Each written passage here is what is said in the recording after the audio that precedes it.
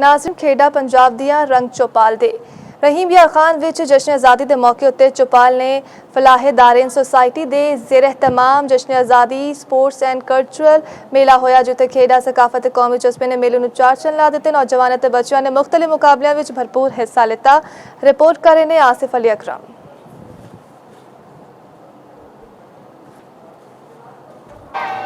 रहीम यार खान विच सजिया चौपाल जश्न आज़ादी स्पोर्ट्स एंड कल्चरल मेला जिथे खेडों के दिलचस्प मुकाबले तकरीरी सरगर्मियां ते सकाफती रंगां ने जश्न आज़ादी नूं यादगार बना दिता। मेले का मकसद नौजवानों नूं मुस्बत सरगर्मियां नाल जोड़ना ते आज़ादी की अहमियत नूं उजागर करना सी। मेले का बाकायदा आगाज परचम कुशाई नाल कीता गया जिहदे तो बाद दौड़, आलू चम्मच दौड़, म्यूजिकल चेयर्स, तकरीरी ते रस्साकशी समेत मुख्तलिफ मुकाबले कराए गए। मुख्तलिफ इलाकों तो नौजवानों ते बच्चों ने मेले में शिरकत करके अपने जोश ते सलाहियतां दा भरपूर मुजाहरा। रस्साकशी के मुकाबले ने शायकीन की खास तवज्जो हासिल की जिथे मुख्तलिफ टीमों में सख्त ते दिलचस्प मुकाबला वेखण नूं मिलिया। पुल अड्डा P45 की टीम ने शानदार कारकरदगी दिखांदियां पहली पोजीशन हासिल की जिथे नुमाया कारकरदगी विखाण वाले खिडारियों नूं ट्राफियां भी वंडियां गईयां। साडे आबाओ अजदाद ने बहुत वड्डियां कुर्बानियां दे के अपनी जानां दे नजराने पेश करके आज़ादी हासिल की। चौपाल जश्न आज़ादी स्पोर्ट्स एंड कल्चर मेला का इनकाद किया गया फलाहेदार सोसाइटी के प्लेटफार्म तो जिहदे मुख्तलिफ चक्कां तो आईयां होईयां टीमां ने हिस्सा लिया। मुंतजमीन का कहना सी कि इस तरह की सरगर्मियां का मकसद नौजवान नस्ल नूं सेहतमंद ते मुस्बत सरगर्मियां वाल ले जाना है, आपस में भाईचारा पैदा करना ते अपनी सकाफत ते रिवायतां नाल जोड़ना है।